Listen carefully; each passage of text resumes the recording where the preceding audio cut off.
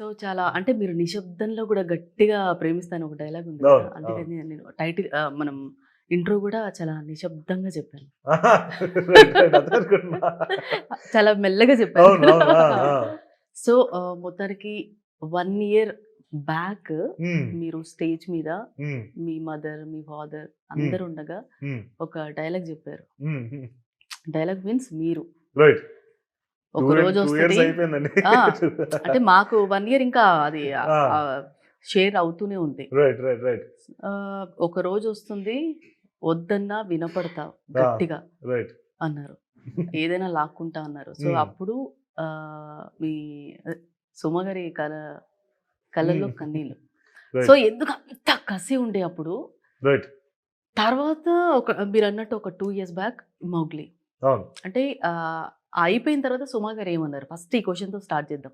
అయిపోయిన తర్వాత అంటే ఆహ్, ఫంక్షన్ అయిపోయిన తర్వాత షీ జస్ట్ ఎమోషనల్ అయ్యారు హగ్డ్ మీ. బాగా. హగ్ ఇచ్చారు. హ్మ్. She's really happy. హ్మ్. యాహ్! అంతే ఇంకేమనలేదు. సో, వెనకాల ఉన్న వాళ్ళు కూడా చాలా ఆహ్, స్టన్ అయిపోయారు. ఆ! విశ్వక్ గారు గాని, నాని గారు కానీ, రైట్. రైట్. రైట్. ఎంత కసి అసలు. ఆ! ఆ! ఆ! ఉందండి. ఇంక కసంటే సీ పుట్టిన దగ్గర నుంచి నాకు ఒకటే ఫోకస్, ఒకటే గోల్.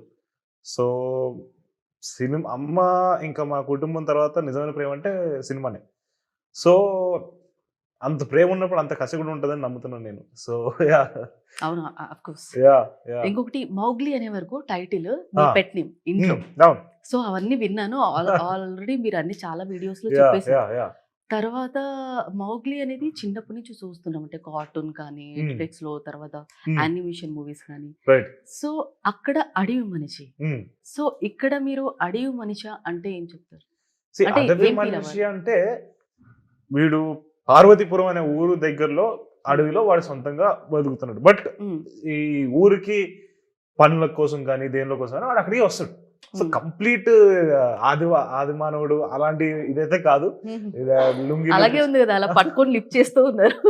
అంటే అదే చాలా మంది అడవి మనిషి అంటే ఓకే. ఇప్పుడు లంగోటి కట్టేసుకొని అటు ఇటు పరిగెడతారనుకుంటారు. అది కాదు. అడవిలో ఉంటున్న మనిషి అడవి మనిషి అలా. ఓకే. సో,